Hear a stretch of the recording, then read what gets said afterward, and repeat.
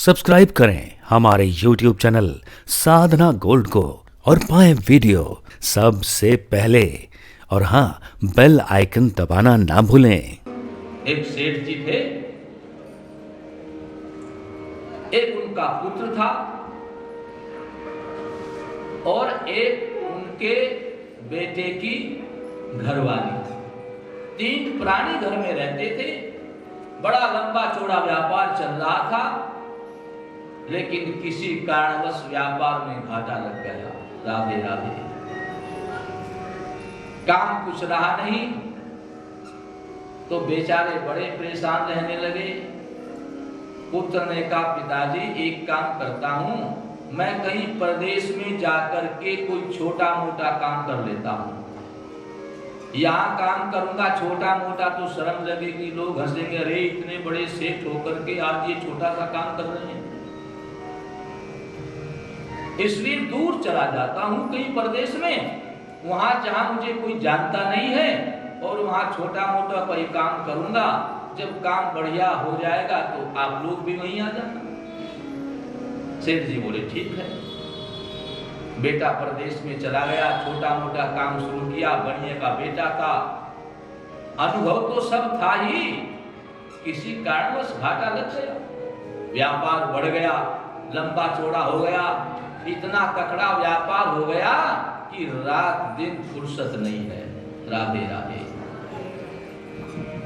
जब ये घर से आए तो इनकी पत्नी गर्भवती थी। तो कुछ समय के बाद सूचना मिली कि तुम्हारे यहाँ एक बेटा हुआ है। राधे राधे। बड़ा प्रसन्न हुआ, मेरे यहाँ पुत्र का जन्म हुआ है, पुत्र को देखने की लालसा भी है, लेकिन दूध का जला छाछ को भी फूंक मार के पीता है। पहले व्यापार में घाटा लग गया, मैं चला जाऊं, नौकर चाकर फिर बिगाड़ ना दे। पिताजी तो घर में है ही, कोई बात नहीं, चिंता की कोई बात नहीं है। नहीं गया। ऐसे चलता रहा। कुछ समय के बाद इनका बेटा जवान हो गया और उसके विवाह की बात चल गई और पक्की हो गई। राधे राधे। फिर सूचना मिली, तुम्हारे बेटे का फला तारीख को विवाह है, अपने पुत्र के विवाह में तो आ जाओ। अंदर से जाने की इच्छा तो बहुत है, लेकिन बोले फिर व्यापार में घाटा न लग जाए, घर में पिताजी तो हैं ही, चलो सब संभाल लेंगे। पुत्र का विवाह हो गया, बहू घर में आ गई। अब बाप ने न आज तक बेटे को देखा न बहू को देखा। ऐसा वैराग्य हुआ कि मैं परिवार के लिए ही तो व्यापार कर रहा हूं, घर छोड़कर के यहाँ आया हूं तो परिवार के लिए आया हूं। जब मैंने बहू बेटा को आज तक देखा ही नहीं, इस धन का क्या करूंगा, क्या लाभ है। ऐसा वैराग्य हुआ। बोले अब तो चाहे कुछ भी हो जाए, अब मैं बहू बेटा को देखने जरूर जाऊंगा। राधे राधे। घर में सूचना भेज दी, फलानी गाड़ी से आ रहा हूं।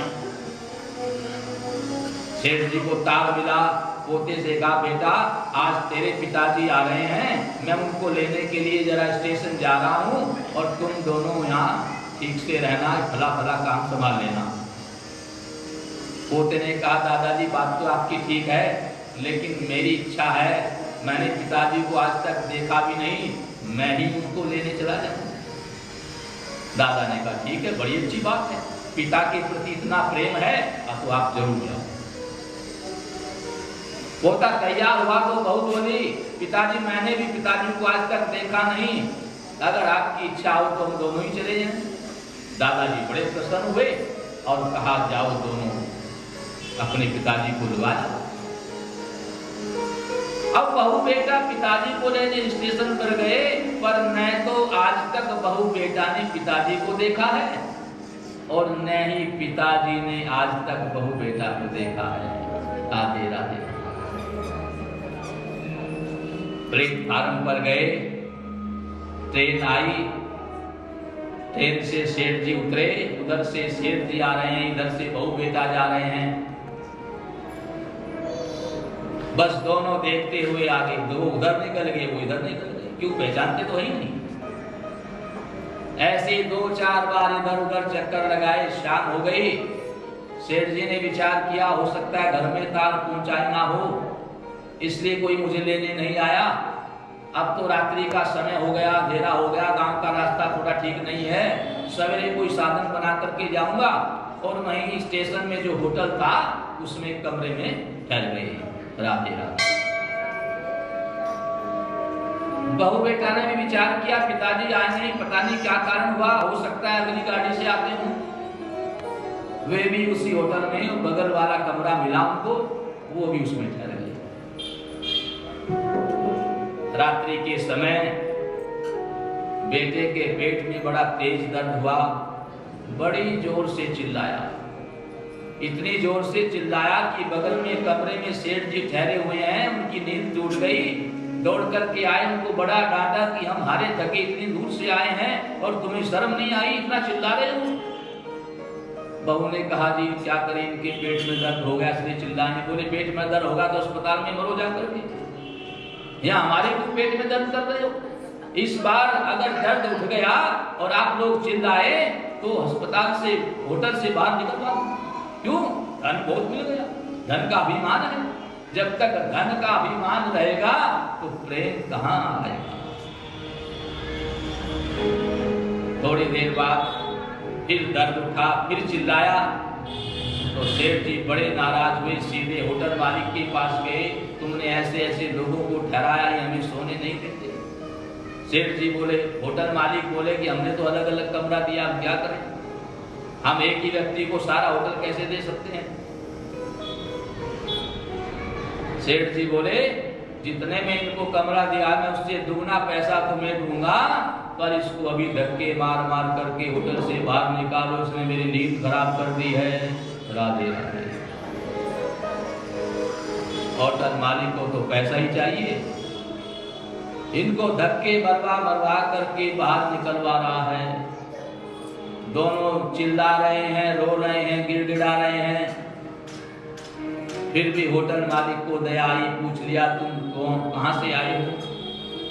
बोले जी फला गांव से आए हैं। जैसे गांव का नाम लिया सेठ जी बोले तो मेरे गांव का ही नाम ले रहे हैं, ये तो मेरे गांव से आए हैं। बोले क्यों आए, किस काम के लिए आए थे। बोले हमारे पिताजी फलाने प्रदेश में रहते हैं। अरे वहां तो मैं ही रहता हूँ। बोले उनको आज आना था, पता नहीं क्यों नहीं आए, हम उनको लेने के लिए स्टेशन पर आए थे। अब तो उसके दिमाग में बात घूमी, मेरे पोता बहू कहीं मुझे लेने तो नहीं आए हैं, मैं ही तो वहां से आ रहा हूँ, मेरे गांव का नाम ले रहे हैं। पूछ लिया उनसे और कौन है तुम्हारे घर में। बोले हमारी माँ है, हमारे दादाजी हैं। जब पता चला ये मेरे बेटा बहू हैं जिनके लिए दुगना धन देकर के धक्के मार मार करके बाहर निकलवा रहा था, सीधा हॉस्पिटल ले गया और डॉक्टर से कहा चाहे दुगना तिगना रुपया लग जाए पर मेरे बेटे का दर्द अभी बंद होना चाहिए। राधे राधे।